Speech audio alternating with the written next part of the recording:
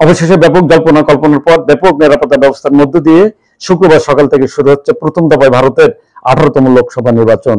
ভারতে ভোটকে সামনে রেখে সীমান্ত এলাকা সহ বন্দর এলাকায় বাড়তি নজরদারি বাড়ানো হয়েছে। পাসপোর্ট যাত্রী যাতায়াতেও গতিবিধি লক্ষ্য রাখা হচ্ছে। স্টেশনগুলো সহ কেন্দ্রগুলোতে সর্বোচ্চ নিরাপত্তা জোরদার করা হয়েছে। সুষ্ঠু এবং শান্তিপূর্ণ পরিবেশ রক্ষা সহ ভোট গ্রহণের সব ধরনের ব্যবস্থা গ্রহণ করেছে সরকার।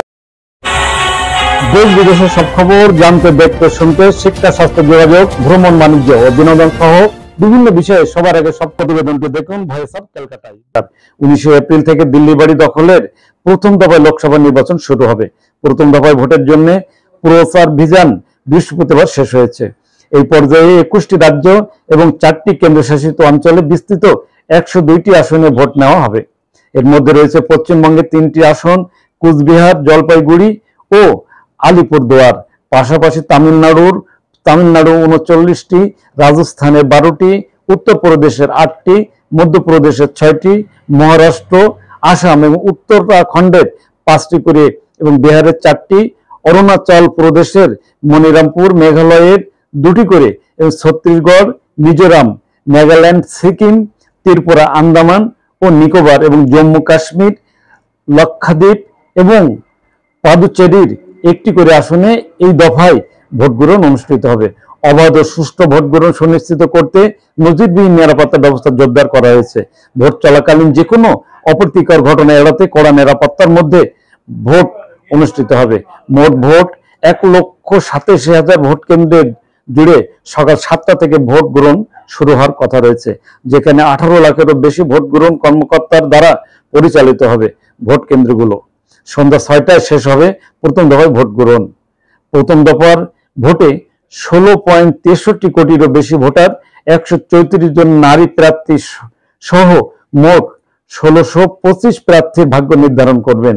যোগ্য ভোটারদের মধ্যে 8.4 কোটি পুরুষ এবং 8.30 কোটি মহিলা এবং 11,337 জন তৃতীয় লিঙ্গের ভোটার রয়েছে। এর মধ্যে 35.67 লাখের নতুন ভোটার প্রথমবার ভোট দেবেন।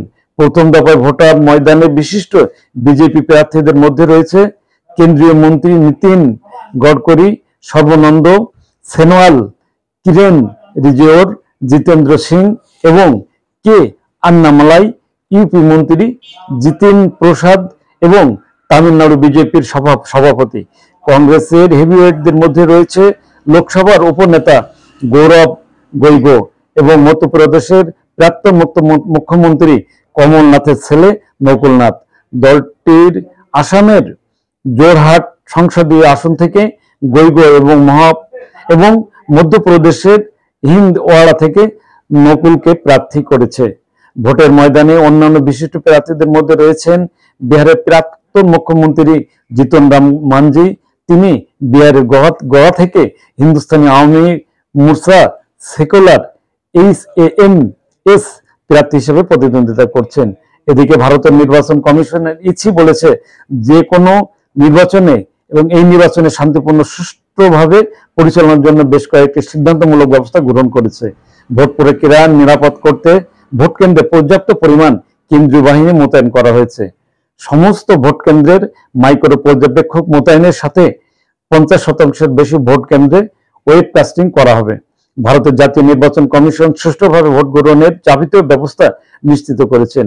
এর জন্য মোট 4,627টি ফ্লাইং স্কোয়াড এবং 5,238টি পরিসংখ্যান নজরদারি দল এবং 2,028টি ভিডিও নজরদারি দল এবং 1,225টি ভিডিও দেখার দল ইতিমধ্যে সার্বক্ষণিক নজরদারি চালিয়ে যাচ্ছেন, যাতে করে ভোট কেন্দ্রের কোনো প্রকার পুনরুচ্চিত করার বিষয়টি কঠোরভাবে এবং দ্রুততার সাথে মোকাবেলা করা যায়। হ্যাঁ ভিউয়ার্স, আমাদের ভিডিওটি সম্পর্কে মতামত জানাবেন লাইক ও কমেন্টস করে, এবং ভালো লাগলে শেয়ার করে অন্যকে দেখার সুযোগ করে দেবেন। আর আমাদের চ্যানেলটিতে নতুন হলে এখনই করে নেবেন সাবস্ক্রাইব, কারণ সাবস্ক্রাইব করা থাকলে সবার আগে পেয়ে যাবেন আপডেট ও নিত্য নতুন খবর।